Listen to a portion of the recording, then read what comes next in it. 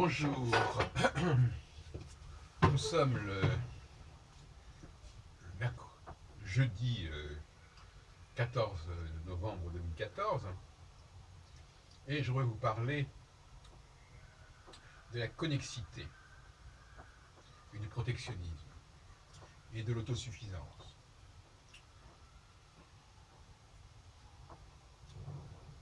La connexité, ce concept de connexité que je propose, qu'est-ce qu'il signifie? Il signifie que nous devons privilégier ce qui est proche de nous, historiquement, culturellement, géographiquement, localement. Nous devons nous occuper de notre prochain, de ce qui nous est proche, de ce qui est à proximité. Et ce n'est pas toujours le cas. Et je vais vous donner un exemple anecdotique. Ce matin, je me suis réveillé et je me suis dit, mais comment se fait-il que je n'ai pas fait appel à un centre ésotérique qui est rue Paul-Améry depuis des années et qui organise des conférences, qui a des locaux? Comment ça se fait-il que je n'ai pas fait appel à eux pour filmer leurs activités, leurs conférences, leurs expériences?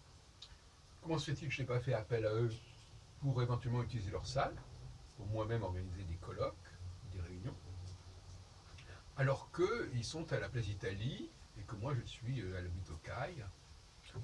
Donc voilà, je me suis posé cette question. Je me suis dit, mais comment se fait-il que je n'ai pas eu cette démarche?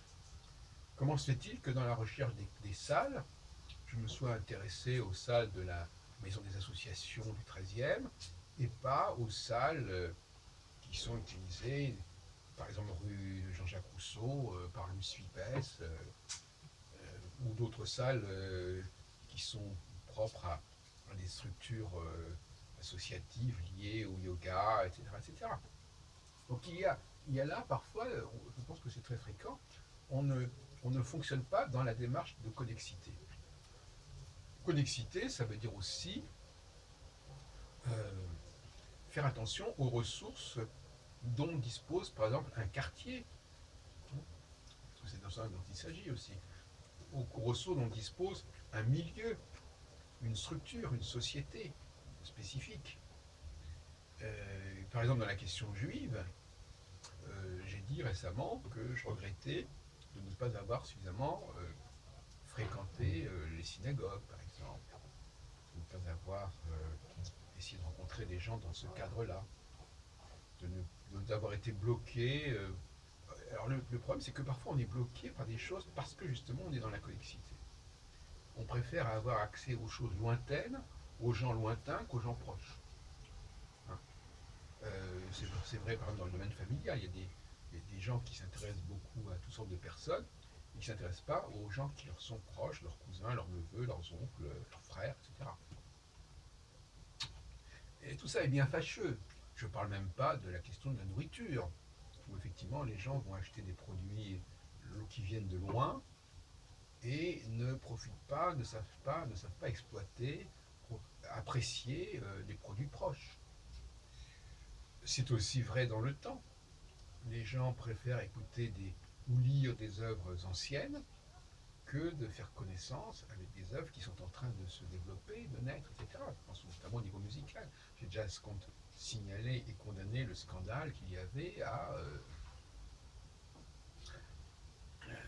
faire écouter dans les concerts des œuvres à la fois étrangères, souvent allemandes d'ailleurs, et oui, et, et qui datent d'il y a 2, 3 siècles, et de ne pas écouter des œuvres contemporaines, françaises, de compositeurs actuels. Ça aussi, ça me paraît complètement opposé à la connexité. Donc, les termes de l'échange même, bon, c'est bien qu'il y ait des échanges, mais ces échanges, il faut d'abord qu'ils fonctionnent en, ayant déjà en étant en pleine possession de ses propres potentialités. Je parle potentialité au niveau personnel, mais potentialité au niveau du quartier, au niveau du groupe. Les quartiers doivent s'organiser au niveau de leur potentialité. Ça évitera d'ailleurs des déplacements, donc des dépenses d'énergie, mais ça permettra aussi de mieux quadriller les ressources que nous avons. Nous sommes responsables de la connaissance que l'on peut avoir de notre environnement immédiat. Voilà, intéressant le terme d'environnement immédiat, qui est lié à la connexité. C'est-à-dire les choses qui sont tout autour de nous, qui sont à grande proximité, qui sont dans notre quotidien. Et ça aussi, ça ne fonctionne pas bien. Parce que, alors justement, ce qui me paraît intéressant, c'est justement, à partir du moment où on pose ce principe de connexité, débrouillez-vous avec ce qui est à votre portée, eh bien, cela force à une exploration, ça force à une recherche. On ne peut plus se contenter de ce qui existe, de ce qu'on sait. Il faut aller plus loin, il faut explorer son environnement immédiat, dans tous les domaines.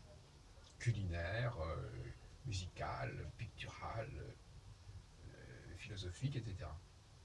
Des réunions de quartier, le quartier a certainement des potentialités. De la même façon, d'ailleurs, quand on met quelqu'un dans une forme d'isolement, de solitude, eh bien, il va aussi être obligé de travailler sur sa connexité intérieure. C'est-à-dire, qu'est-ce que j'ai en moi, qu'est-ce que je peux développer en moi, au lieu d'aller prendre ce qui est déjà là à l'extérieur. Ça aussi, c'est la connexité avec soi-même, qui me paraît également très intéressante. Et puis, concernant les rapports de couple, je pense qu'effectivement, c'est quand même une forme de connexité, le couple. Je crois qu'il est absolument essentiel qu'on soit à l'écoute de l'autre dans ce qu'il a de meilleur, dans ce qu'il peut apporter, dans ce qu'il a de productif, de ce qu'il a de créatif. J'ai toujours été scandalisé par les femmes qui ne s'intéressaient pas aux activités de leur mari. Leurs activités soit professionnelles, soit leur hobby, soit leur passion, etc. Alors dans quelle direction doit ça se passer? Est-ce que ce sont les hommes qui doivent s'intéresser aux femmes ou les femmes qui doivent s'intéresser aux hommes? C'est encore une question qui est ouverte.